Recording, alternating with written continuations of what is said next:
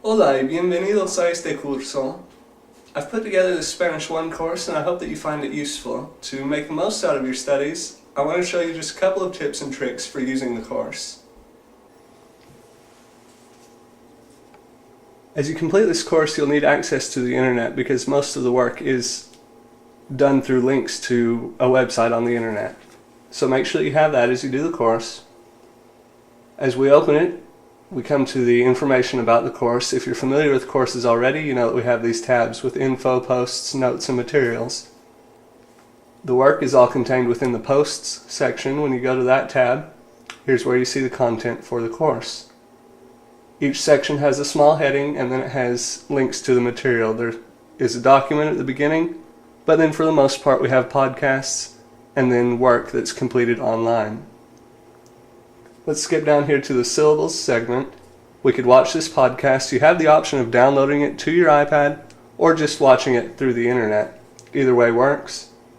Then we see, once we finish that, by the way, as you finish, you can check mark things to keep track of your progress and it will save those check marks for you. Then we go to the tutorials. And this is where I want to show you just a couple of little things. As this opens for us on the internet, it's going to take us first to this page, and you have to click the button to start now. Depending on your connection speed, that may take a second or it may open right up.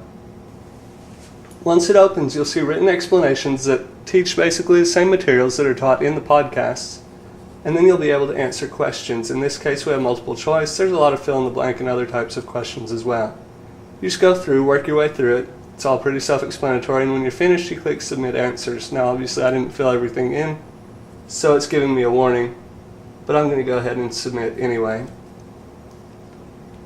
When I do that, it shows me which ones I got correct and which ones I got incorrect, and for anything that's incorrect, I can scroll through and I can see feedback for those. It doesn't tell me the correct answer, but it reminds me of things that I need to think about in order to be able to figure out the correct answer.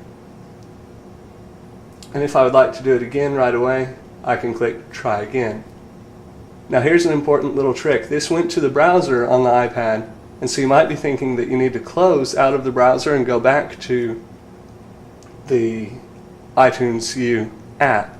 But you don't actually have to do that. You can use 4 fingers and swipe, and it goes back. You can move back and forth between your different apps. You may have known that already about your iPad, or you may not have. But it's very handy. It saves you a lot of time. So again, it's 4 fingers all on the iPad, and you swipe, and that way you can move back and forth without having to close out of one app and open the other. One other thing to show you is that while you watch the videos, as you may already know, all nouns in Spanish have a gender. Yes, every noun in Spanish is described as... You can use the Notes button here, and you can write yourself a note. It stores those notes, and it stores a timestamp as well to show you where during each video you wrote down the notes that you wrote down. Hopefully you find these tips useful, and I hope that they will help you as you use this course to better learn Spanish grammar.